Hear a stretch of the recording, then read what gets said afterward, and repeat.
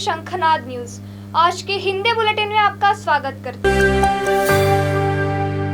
केंद्रीय चुनाव आयोग द्वारा लोकसभा चुनाव की प्रक्रिया पूरी कर ली गई है। इसके बाद देश में नई सत्ता में आएगी। लोकसभा चुनाव की प्रक्रिया 2 महीने से ज्यादा समय से चल रही थी। चुनाव 7 चरणों में हुआ था। 19 अप्रैल से वोटिंग शुरू हुई, फिर 4 जून को वोटों की गिनती हुई। अब लोकसभा चुनाव के बाद चुनाव आयोग फिर से काम करने में जुटा है। चुनाव आयोग ने महाराष्ट्र, हरियाणा, झारखंड और जम्मू कश्मीर के राज्यों में विधानसभा चुनाव की तैयारी शुरू कर दी है। महाराष्ट्र के जालना जिले में वाड़ी गोदरी गांव में अन्य पिछड़ा वर्ग आरक्षण प्रभावित न होने की मांग को लेकर लक्ष्मण हाके और नवनाथ वाघमारे आंदोलन कर रहे हैं। उनके हड़ताल का 9वें दिन महाराष्ट्र सरकार ने एक प्रतिनिधि मंडल शुक्रवार को उनसे मुलाकात की और आंदोलन वापस लेने का अनुरोध किया, लेकिन हाके और वाघमारे अपनी मांग पर अड़े रहे। इस दौरान गिरीश महाजन के फोन से लक्ष्मण हाके ने सीएम एकनाथ शिंदे से इस मुद्दे पर बात की। इसे लेकर आज सह्याद्री पर बैठक का आयोजन किया गया है। अब इस बैठक में क्या हल निकलेगा, इस पर सबका ध्यान है। अंतर्राष्ट्रीय योग दिवस के अवसर पर केंद्रीय मंत्री नितिन गडकरी ने नागपुर के यशवंत स्टेडियम में अंतर्राष्ट्रीय योग दिवस पर नितिन गडकरी ने हजारों लोगों के साथ किया योग। सभी से योग करने की अपील के बीच किया योग।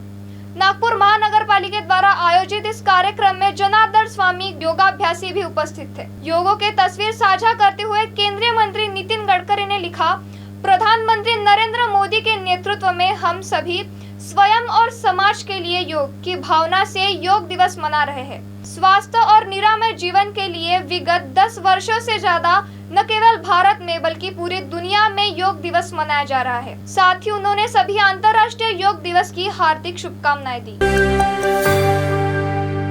विधानसभा चुनाव से सभी राजनीतिक दलों ने तैयारी शुरू कर दी है। नागपुर जिला मध्यवर्ती सहकारी बैंक घोटाले में दोषी करार दिए गए सुनील केदार ने विधानसभा चुनाव लड़ने के लिए हाई कोर्ट में याचिका दायर की। दूसरी ओर राज्य सरकार ने उन्हें रोकने के लिए मजबूत पक्ष रखने के लिए महाधिवक्ता को मैदान में उतारा है।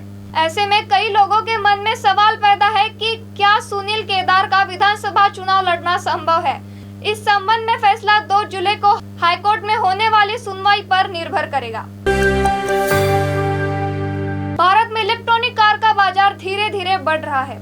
इलेक्ट्रॉनिक कार का इन्वायरमेंटल फ्रेंडली होना, पेट्रोल, डीजल जैसे जीवाश्म ईंधनों से न चलना, रखरखाव से आसान होने के इसके फायदों को देखते हुए भारतीय ग्राहक का झुकाव अब इलेक्ट्रॉनिक कार को बढ़ रहा है। भारत में बेंगलुरु ऐसा शहर बनकर उभरा है जहां में इलेक्ट्रॉनिक कार को अपनाने में सबसे आगे है। बेंगलुरु ने दिल्ली, मुंबई और पुणे जैसे शहरों को इस मामले में पिछाड़ दिया है। प्रहार जनशक्ति पार्टी के संस्थापक और अचलपुर विधानसभा क्षेत्र के विधायक बच्चू कडू ने जिला ग्रामीण पुलिस अधीक्षक को पत्र लिखा। इसके जरिए उन्होंने कहा कि उनकी जान को खतरा है। बच्चू कडू ने यह भी कहा कि मेरे एक्सीडेंट को लेकर अफवाह फैलाई जा रही है। पुलिस को लिखे पत्र में बच्चू कडू ने कहा, गोपनीय जानकारी के मुताबिक मेरी जान को खतरा है। इस मामले के बाद बच्चू कडू ने मांग की कि इसकी गहन जांच की जाए और शामिल लोगों के खिलाफ मामला दर्ज किया जाए और उन्हें जेल भी भेजा जाए। बच्चू कडू की जान खतरे में होने से हड़कंप मच गया है। अंतर्राष्ट्रीय योग दिवस मना रहे प्रधानमंत्री नरेंद्र मोदी ने किया श्रीनगर में योग। 10वें अंतर्राष्ट्रीय योग दिवस के मौके पर देश दुनिया में हर तरफ उत्साह है। इस बीच प्रधानमंत्री नरेंद्र मोदी ने श्रीनगर के एक विशेष योग कार्यक्रम में हिस्सा लिया।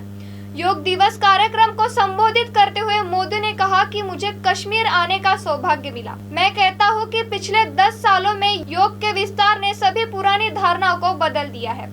मैं श्रीनगर में योग के शक्ति का अनुभव कर रहा हूं। मैं कश्मीर की धरती से देशवासियों के दुनिया भर में कोने कोने में योग करने वालों को योग दिवस की बधाई देता हूं।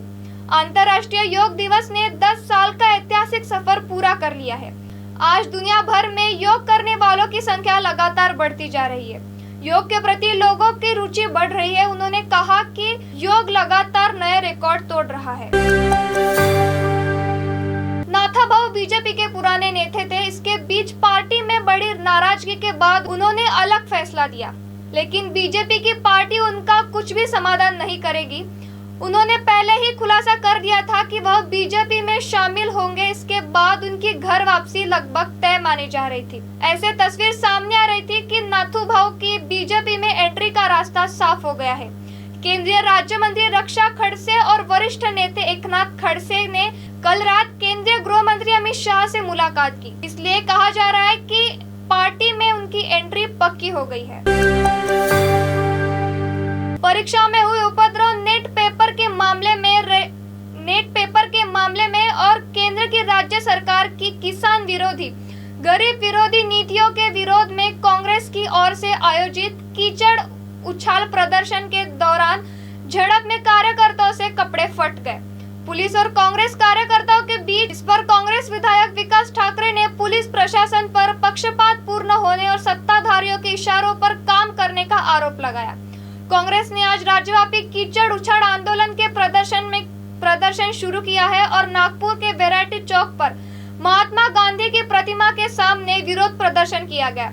इस अवसर पर विधायक विकास ठाकरे, प्रशांत धवड़, अतुल कोटेजा, विशाल मुत्तेमवार, महिला कांग्रेस की शहर अध्यक्ष एडवोकेट नंदा पराटे सहित सभी सैकड़ों कार्यकर्ता शामिल थे। नागपुर शहर जिला ग्रामीण कांग्रेस अध्यक्ष राजेंद्र मूलम भी उपस्थित थे। क्या हुआ बहू? माँ, पाइल्स की बहुत तकलीफ हो रही है। तो तुम गुदरोग सर्जन के पास क्यों नहीं गई? देखो, जैसे हार्ट के लिए हार्ट स्पेशलिस्ट, ब्रेन के लिए ब्रेन स्पेशलिस्ट, तो पाइल्स के लिए पाइल स्पेशलिस्ट क्यों नहीं? स्त्री हो या पुरुष, टॉयलेट में तकलीफ केवल पाइल्स ही नहीं, और भी कई प्रकार के गुदरोग तथा कैंसर भी हो सकता है। इसीलिए इसकी प्रत्यक्ष जांच जरूरी है। ठीक है माँ, पर जांच के लिए हम जाएंगे कहाँ? वही काले आयुर्वेदिक पाइल्स हॉस्पिटल में। लेकिन माँ, प्रेगनेंसी में पाइल्स की दवाइयाँ? प्रेगनेंसी में आयुर्वेदिक दवाइयाँ सुरक्षित होती है। जनहित में जारी काले आयुर्वेदिक पाइल्स हॉस्पिटल, औषधि चिकित्सा तथा सर्जरी ट्रीटमेंट उपलब्ध। हमारा पता उमरेड रोड, दिघौरी बस स्टॉप के पास, नागपुर। अधिक जानकारी के लिए वेबसाइट पर जाएं kalepileshhospital.com।